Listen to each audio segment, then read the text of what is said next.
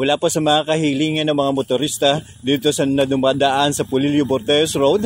Atin pong ipapakita ngayon kung ano ang kalagayan dito sa kasalukuyan.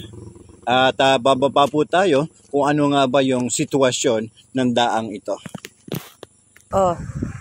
Go. Kaya po tingnan natin yung sitwasyon atin ang bababain dahil medyo matagal na po ang daang ito hanggang sa kasalukuyan ay hindi pa rin naaayos. Simula pa po ng bumagyo ng Karting. At isa pa rin po sa kinakatakot na iba pang mga motorista na ngayon ay panahon ng amihanin at posible na kapag ito ay hindi nagawa ng paraan as soon as possible, posible po ito ay matabag. At wala pong ibang detour na dadaanan ang mga sasakyan kapag ito ay nasira. Kaya po, tingnan po natin.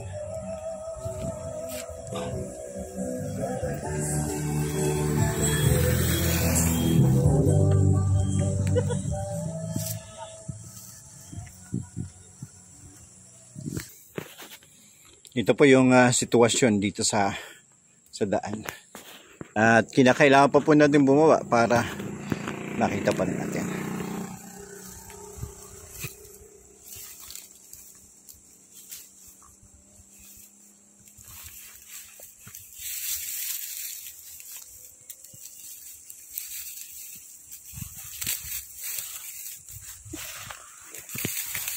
Ano tayo?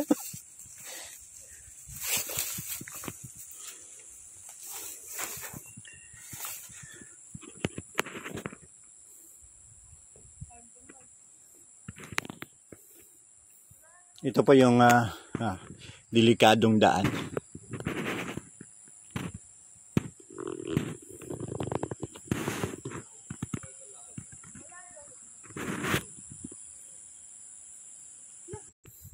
Tapos ito po yun.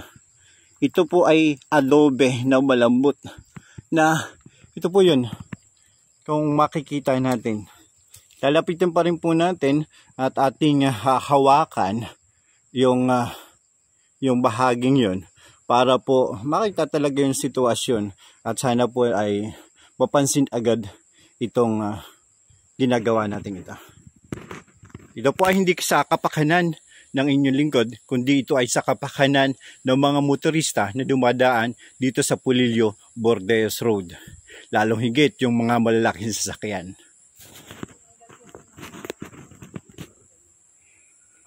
Ito po yun, isa pa rin na inaakala natin siya ay bato pero hindi. Yaps.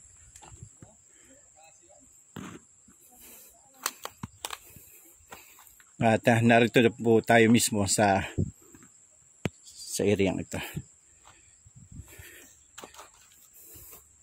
Tapos ito medyo yan po. Yan.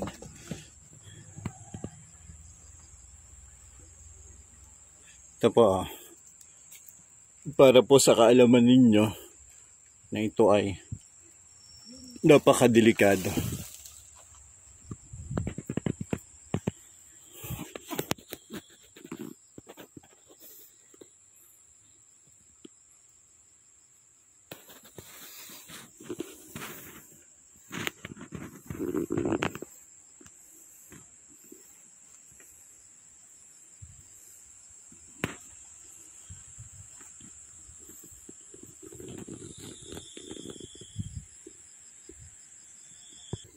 Ito po yung mga natatapag dito, ito yon lupa.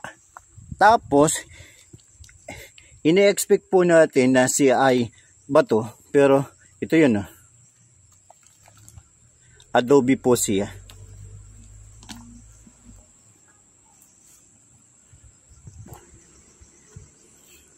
Medyo delikado nga po. Tapos yung dinadaluyan na rin siya ng tubig. Patuloy pa rin yung pagdaloy ng tubig na ibig sabihin kapag nagtuloy-tuloy ang pagdaloy dito ng tubig, posibleng patuloy ang paglambot nito. Ilang pa pong buwan ang aabuti na tag-ulan dito sa bahaging ito. Kaya napakadelikado po.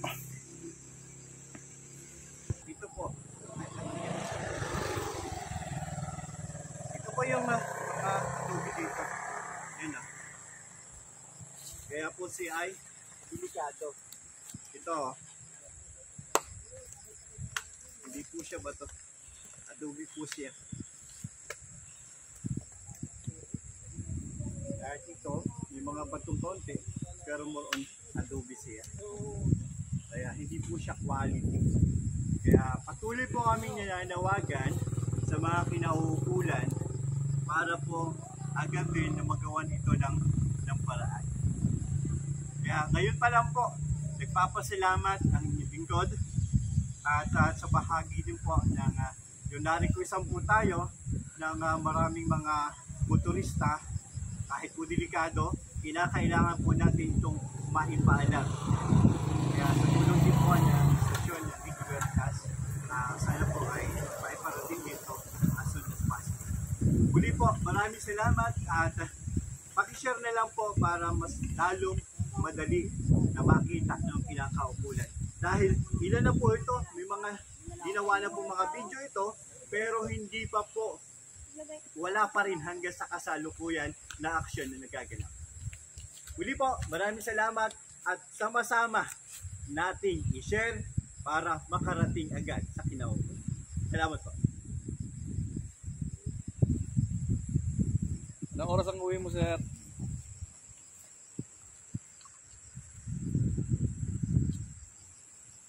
Delikado dyan. Sige naman. Dapak na itong kanang. Dapak na yung butik dyan. Yung kanang. May butas sa ilalim yun eh. Ay, di madali lang. May ito ah. Na. Yan kakapitan mo nga lupa dyan ang kwan ay.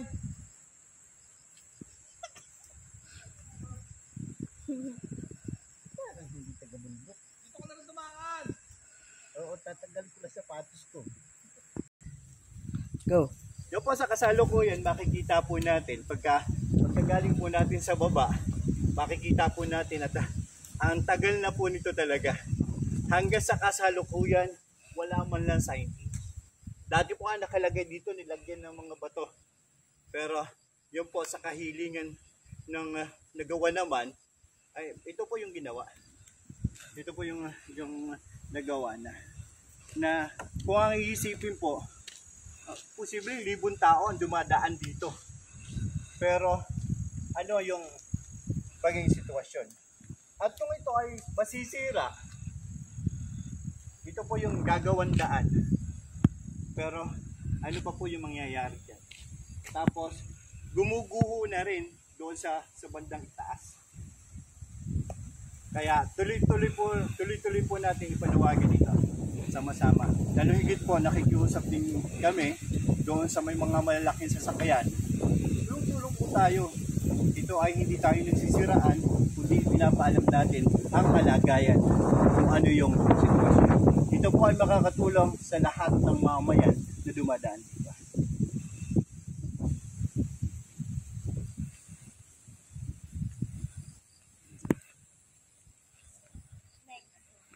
Hindi na nga pala pwede dito. Yan po kanina sa pagbaba natin, doon sa baba, yung kanya na pong ukok, posible po, ganito na, nandito na. Kaya lang medyo makapal yung kanyang semento, kaya hindi pa siya matawag ng ganito.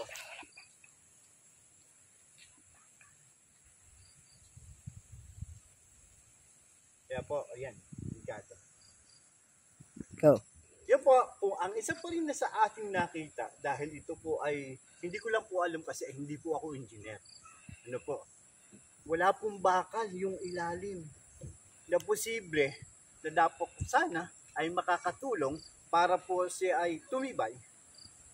Pero mas lalo makakatulong kung ito ay re-restapan. Wala pong bakal. Wala po ako nakita. Pero yun po, pinapaalala ko, hindi po ako engineer, pero yun lang po ang napansin ko.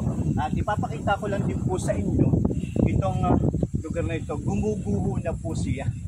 Kaya, ang tendency po nito, kapag tuloy-tuloy yung malakas na ulan, at naguho ito, posibleng wala nang madaanan.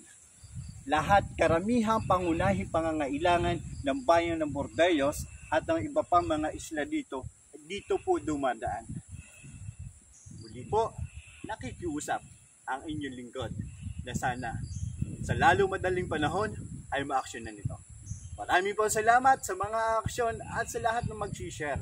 Sama-sama po tayo. Tulong-tulong para sa ikauunlad lalo ng ating bayan at ikaayos na lahat. Salamat.